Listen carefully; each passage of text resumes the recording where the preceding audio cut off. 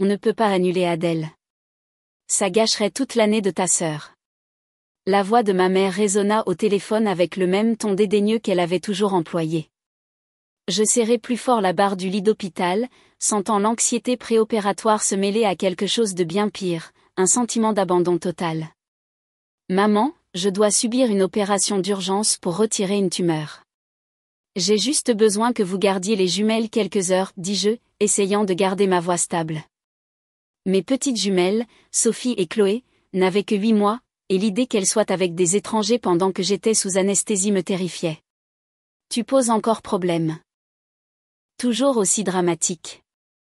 La voix de mon père se joignit à la conversation depuis l'arrière-plan. Tu ne peux pas trouver quelqu'un d'autre ? Nous avons ces billets depuis des mois. Je m'appelle Juliette Dubois, j'ai 34 ans, et j'ai passé la majeure partie de ma vie d'adulte à être le filet de sécurité financier de ma famille. Je travaille comme responsable marketing senior pour Système Innova ici à Lyon. Et bien que je sois mère célibataire de jumelles, je n'ai jamais manqué d'envoyer à mes parents leur aide mensuelle, 500 € chaque mois, plus les courses quand ils étaient à court, plus la compte pour la voiture de ma sœur l'année dernière.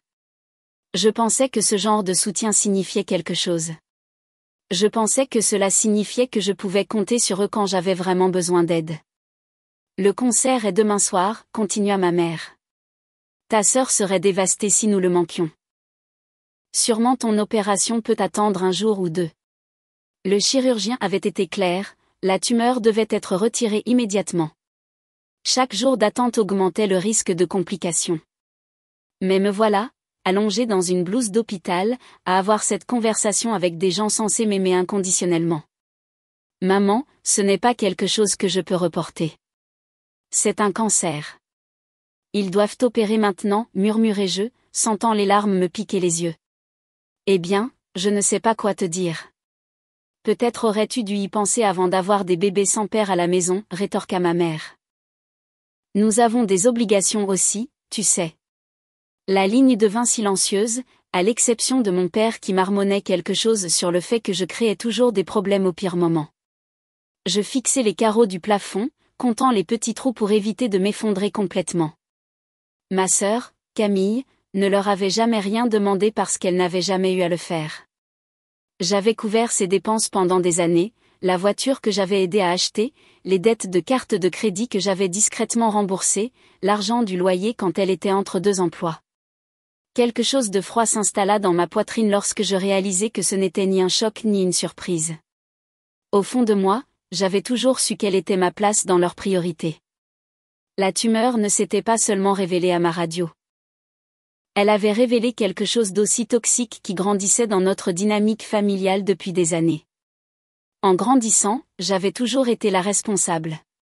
Pendant que Camille passait son adolescence à se concentrer sur ses amis et ses petits-amis, je travaillais à temps partiel et j'économisais pour l'université.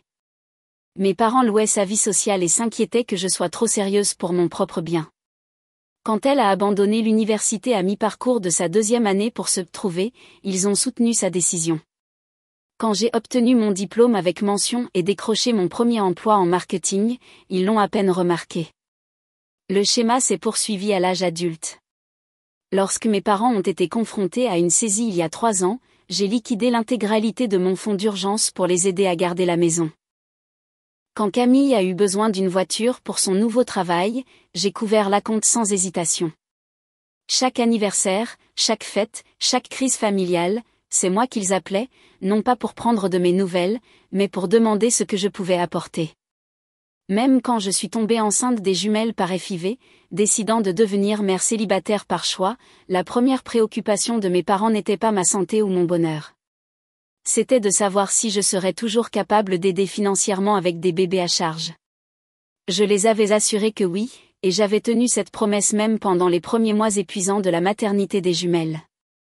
Juliette retombe toujours sur ses pieds, disait ma mère aux gens, comme si ma stabilité était sans effort plutôt que soigneusement construite par des sacrifices et un travail acharné. Elle a ce bon travail et tout est réglé. Ce qu'ils ne voyaient pas, ce sont les nuits où je veillais jusqu'à 2 heures du matin à travailler après que les bébés se soient enfin endormis, m'assurant de pouvoir couvrir mes propres factures et les leurs. Ils ne me voyaient pas manger des céréales pour le dîner afin de pouvoir leur envoyer de l'argent pour les courses. Ils ne me voyaient pas reporter mes propres examens médicaux parce que j'étais à bout. Mais je justifiais tout cela en me disant que la famille était tout. Que le lien du sang signifiait quelque chose. Que si jamais j'avais vraiment besoin d'eux, ils seraient là pour moi comme j'avais été là pour eux. Le chirurgien frappa à ma porte, me tirant de mes souvenirs. Mademoiselle Dubois, nous sommes prêts à vous emmener en salle d'opération maintenant. La garde de vos enfants est-elle réglée? J'acquiesçai, ayant passé la dernière heure à organiser la venue d'une baby-sitter professionnelle via un service d'urgence. Cela coûtait plus cher que ce que je pouvais me permettre, mais je n'avais pas le choix. Oui, tout est arrangé. Bien. Votre voisine semble très fiable, dit-il, consultant son dossier. Madame Girard, n'est-ce pas? Elle a demandé de vos nouvelles. J'allais le corriger, puis je réalisai que cela n'avait pas d'importance. La vieille dame d'accent grave côté avait montré plus d'inquiétude pour mon bien-être au cours de la dernière heure que mes propres parents en des années. Peut-être que cela disait tout ce que j'avais besoin de savoir sur qui était ma vraie famille. L'anesthésie s'était dissipée en soirée, me laissant groggy mais consciente de la douleur creuse dans ma poitrine qui n'avait rien à voir avec l'opération. La tumeur était partie, bénigne, heureusement, mais la blessure émotionnelle infligée par mes parents était à vif et infectée. Je fixai mon téléphone pendant 1 heure avant de finalement consulter mes messages. Rien de mes parents, pas même un texto pour demander si j'avais survécu à l'opération. Mais il y avait 3 messages de ma sœur, Camille. Chacun plus enthousiaste que le précédent à propos du concert d'Adèle, des photos de sa tenue, des vidéos d'elle et de mes parents se préparant, des mises à jour sur leur place. Dans la dernière vidéo, j'entendais ma mère en arrière-plan dire « Juliette ira bien. Elle s'en sort toujours. » L'infirmière entra pour vérifier mes signes vitaux et me trouva en larmes. « Vous avez mal? Je peux augmenter votre médication. » « Non, dis-je en essuyant mes yeux. Ce n'est pas ce genre de douleur. » Lorsque je fus libérée le lendemain matin, j'appelai la baby-sitter pour organiser la récupération des jumelles. Madame Girard les avait apparemment surveillées toutes les quelques heures, et la baby-sitter me rapporta que Sophie et Chloé étaient parfaitement contentes. Je payai la facture, près de 300 €, pour la garde de nuit, sans me plaindre. Cela valait chaque centime de savoir que mes filles avaient été en sécurité et aimées pendant que je ne pouvais pas être là. En rentrant à la maison avec les jumelles qui babillaient joyeusement dans leurs sièges auto, je sentis quelque chose changer en moi. Les médicaments rendaient tout légèrement surréaliste, mais mes pensées étaient limpides. J'en avais assez. Assez d'être la banque familiale. Assez d'être tenue pour acquise. Assez de prétendre que l'amour de mes parents venait sans condition. À la maison, j'ouvris mon ordinateur portable et annulai le virement automatique que j'avais mis en place des années auparavant. 500 € par mois qui resteraient désormais dans le fonds d'études de mes filles, là où ils devaient être. Je supprimai les numéros de mes parents de mon application de livraison de courses et annulai la carte de crédit que je leur avais donnée pour les urgences. Puis je bloquai complètement leurs numéros. Cela me semblait à la fois terrifiant et libérateur, comme sauter d'une falaise tout en sachant que j'avais des ailes. Les jumelles avaient besoin de leur sieste de l'après-midi, et alors que je les installais dans leur berceau, Chloé tendit la main et toucha mon visage de sa petite main. Sophie me fit l'un de ces sourires édentés qui ne manquaient jamais de faire fondre mon cœur. Ces 2 petites humaines parfaites étaient ma priorité maintenant. Pas des parents qui ne pouvaient pas prendre la peine d'appeler après mon opération, pas une sœur qui prenait ma générosité pour acquise. J'avais passé des années à croire que l'amour signifiait un don constant, une disponibilité constante, un sacrifice constant. Mais en regardant mes filles dormir paisiblement, je réalisais que j'avais enseigné la mauvaise leçon. L'amour était censé être réciproque. L'amour était censé se manifester quand cela comptait le plus. Mon téléphone vibra avec un message d'un numéro inconnu, probablement mes parents essayant de me joindre depuis le téléphone de Camille. Je posai le téléphone face contre terre et allai me préparer un vrai dîner pour la première fois depuis des mois. 3 jours passèrent dans un silence bienheureux. Pas d'appels exigeants concernant des factures en retard, pas de culpabilisation sur les obligations familiales, pas de demande de virement d'argent d'urgence. Je me concentrai entièrement sur ma guérison et sur les soins de Sophie et Chloé, découvrant ce que la vie ressentait quand je ne m'inquiétais pas constamment des problèmes des autres. Le jeudi soir, alors que je donnais le bain aux jumelles, quelqu'un frappa à la porte de mon appartement avec une urgence qui suggérait une catastrophe. Mon rythme cardiaque s'accéléra alors que j'enveloppais rapidement les deux bébés dans des serviettes et les portais jusqu'au salon. À travers le judas, je vis Camille debout dans le couloir, le visage rouge et strié de larmes. Elle était seule, ce qui me surprit. D'habitude, quand il y avait un drame familial, mes parents l'envoyaient comme leur messagère pendant qu'ils maintenaient leur dignité en arrière-plan. « Juliette, je sais que tu es là » cria-t-elle. « S'il te plaît, nous devons parler. » Quelque chose de terrible s'est passé. J'envisageais de l'ignorer, mais Sophie commença à pleurer à cause du bruit fort, et je ne voulais pas perturber les bébés. J'ouvris la porte, laissant la chaîne de sécurité engagée. « Qu'est-ce que tu veux, Camille ? Je peux entrer, s'il te plaît ? J'appelle et j'envoie des messages depuis 2 jours. Maman et papa paniquent parce que tu ne réponds pas. Je ne suis plus disponible pour eux, dis-je calmement. Ni pour toi, d'ailleurs. Ses yeux s'écarquillèrent avec ce qui semblait être une confusion sincère. Qu'est-ce que tu veux dire, Juliette ? C'est grave. Papa a perdu son travail hier. Ils vont perdre la maison. Je sentis une lueur de l'ancienne panique, l'envie immédiate de demander combien ils avaient besoin et à quelle vitesse je pouvais le transférer. Mais je repoussai ce sentiment et examinai plus attentivement le visage de ma sœur. Elle semblait sincèrement affligée. Mais il y avait autre chose là, quelque chose qui me rappelait la façon dont elle avait l'habitude de regarder quand elle voulait emprunter ma voiture ou avait besoin que je la couvre auprès de nos parents. C'est regrettable, dis-je finalement. Mais ce n'est pas mon problème. Pas ton problème, Juliette ? Tu les aides depuis des années. Ils comptent sur toi. Nous tous. Comptiez-vous sur moi quand j'avais besoin d'une opération et qu'ils ont choisi un concert à la place ? L'expression de Camille changea et je la vis essayer de formuler une explication qui ferait paraître le comportement de ses parents raisonnable. C'était différent. Ils avaient ces billets depuis des mois et ton opération s'est bien passée de toute façon. Tu es dramatique à ce sujet. Le mot « dramatique » me frappa comme un coup physique. C'était le même mot que mon père avait utilisé. La même attitude dédaigneuse qui avait caractérisé toute ma relation avec ma famille. Même maintenant, même après tout, ils ne pouvaient pas reconnaître qu'ils avaient fait quelque chose de mal.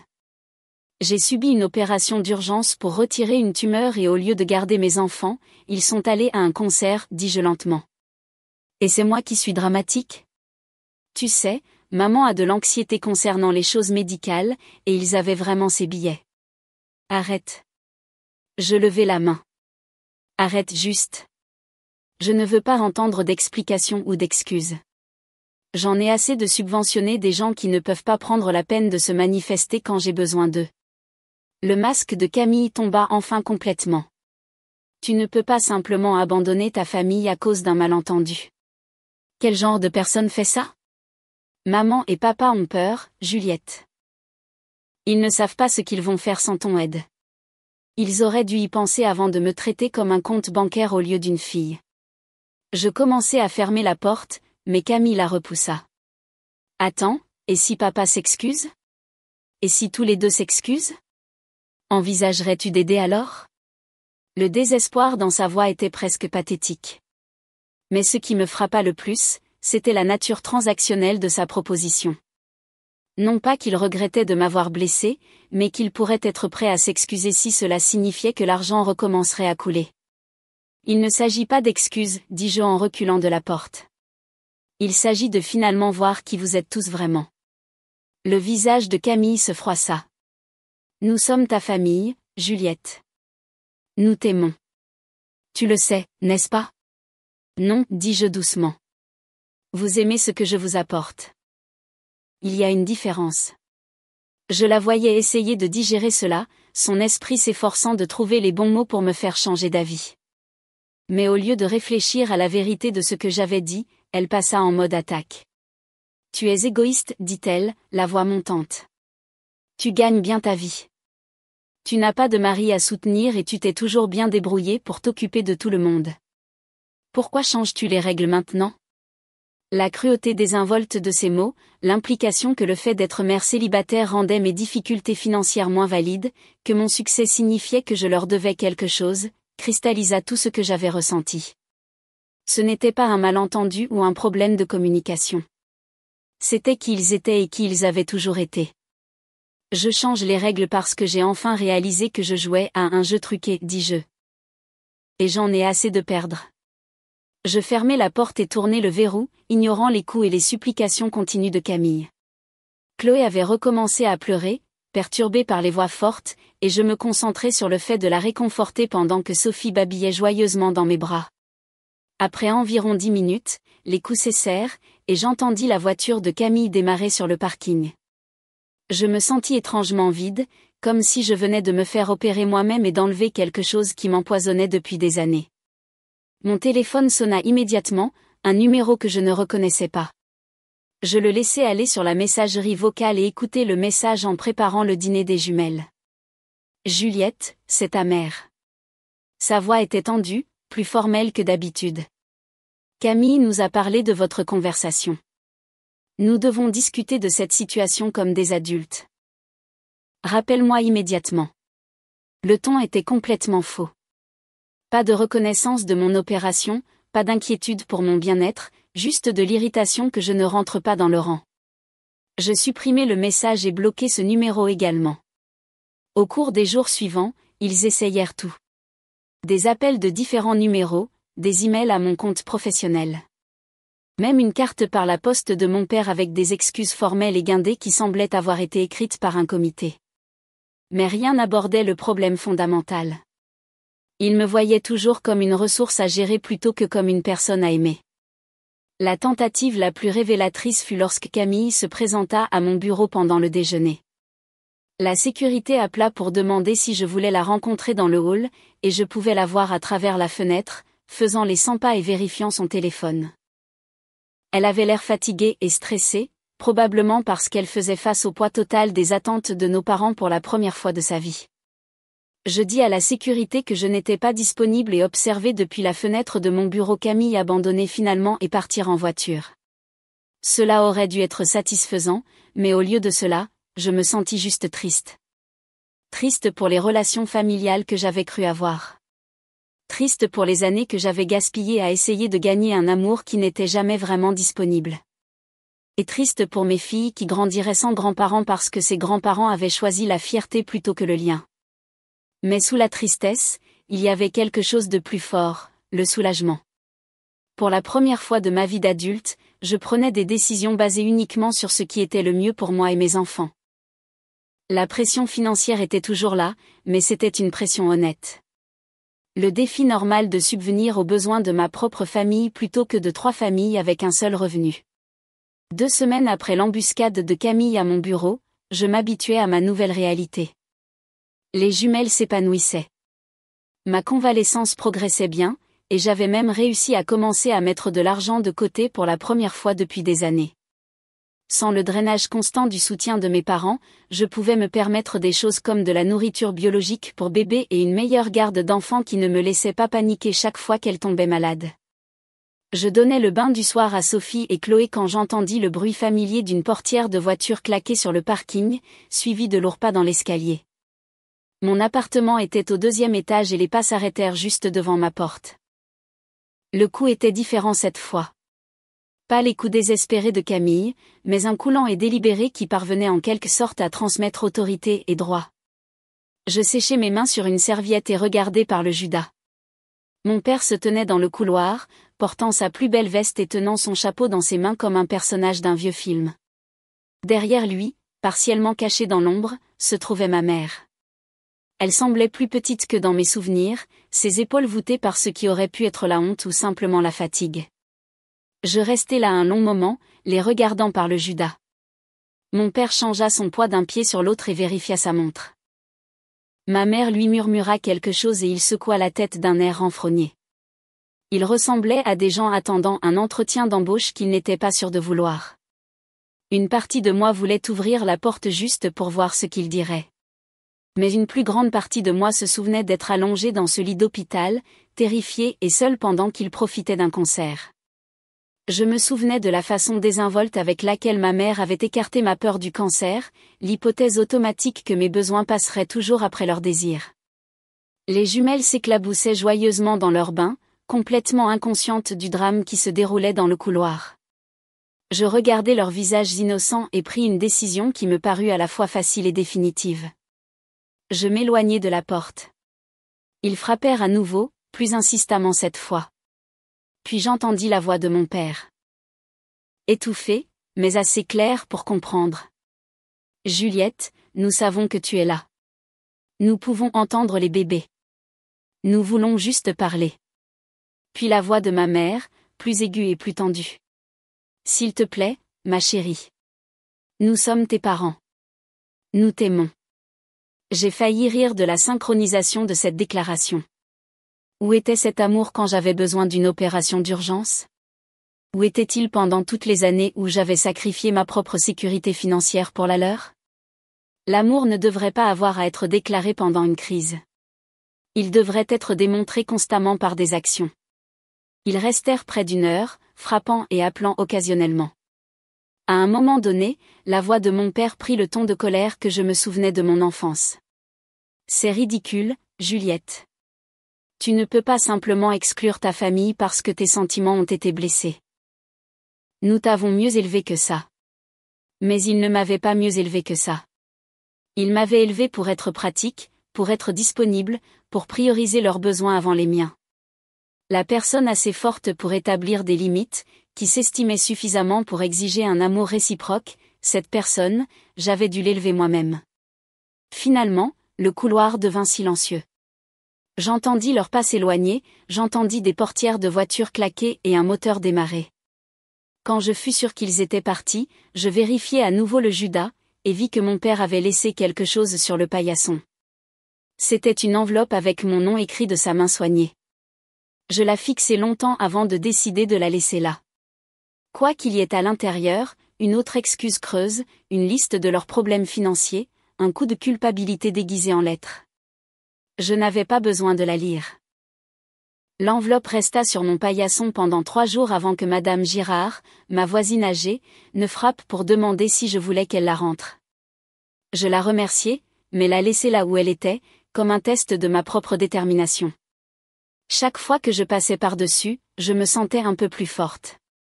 Le vendredi matin, alors que je partais travailler avec les jumelles, je la ramassai enfin. Non pas parce que je voulais la lire, mais parce que j'en avais marre de voir l'écriture de mon père chaque fois que je rentrais à la maison. Je la jetai à la poubelle en allant à la voiture. Au bureau, ma collègue Clara remarqua que j'avais l'air différente. « Tu as l'air détendue, dit-elle lors de notre réunion du matin. Genre, vraiment détendue. Quel est ton secret? » J'ai failli lui parler de la rupture avec ma famille, mais quelque chose m'a retenue.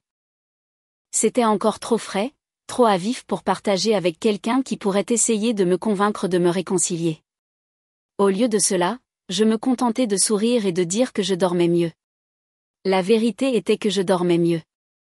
Pour la première fois depuis des années, je ne restais pas éveillée à me soucier de savoir si mes parents pouvaient payer leur hypothèque ou si Camille avait besoin d'argent pour des réparations de voiture. Mes rêves de stress étaient passés des catastrophes financières aux angoisses normales d'une mère qui travaille, les germes de la crèche, les délais de projet, les horaires de sommeil des jumelles. Cet après-midi-là, je reçus un appel d'un numéro inconnu avec un indicatif régional local. Mon premier réflexe fut de l'ignorer, supposant que c'était une autre tentative de ma famille pour me joindre. Mais quelque chose me fit répondre. Mademoiselle Dubois, ici Jeanne de la Banque Méridien. J'appelle concernant le compte se terminant par 4782. Il y a eu une activité inhabituelle et nous voulions vérifier. Je l'interrompis. Je suis désolé, mais je n'ai pas de compte avec ce numéro. Le compte est au nom de Thomas Dubois et Marguerite Dubois, mais vous êtes répertoriée comme utilisatrice autorisée et contact d'urgence. Le compte de mes parents, celui dont je m'étais retiré il y a des années, du moins c'est ce que je pensais. Je dois être retiré de ce compte immédiatement, dis-je à Jeanne. Je ne suis plus associé à ces titulaires de compte à quelque titre que ce soit. Bien sûr, mademoiselle Dubois. Je peux traiter ce retrait immédiatement, mais je dois vous informer que le compte est considérablement à découvert, et il y a eu plusieurs tentatives de paiement refusées cette semaine. En tant que contact d'urgence, vous seriez normalement informé. Je ne veux être informé de rien concernant ce compte, dis-je fermement. Veuillez retirer toutes mes informations et ne me contactez plus concernant leur situation financière. Après avoir raccroché, je restais assise dans mon fauteuil de bureau, me sentant étrangement détachée de la nouvelle. Quelques mois plus tôt, apprendre que mes parents étaient en difficulté financière m'aurait plongé immédiatement en mode crise.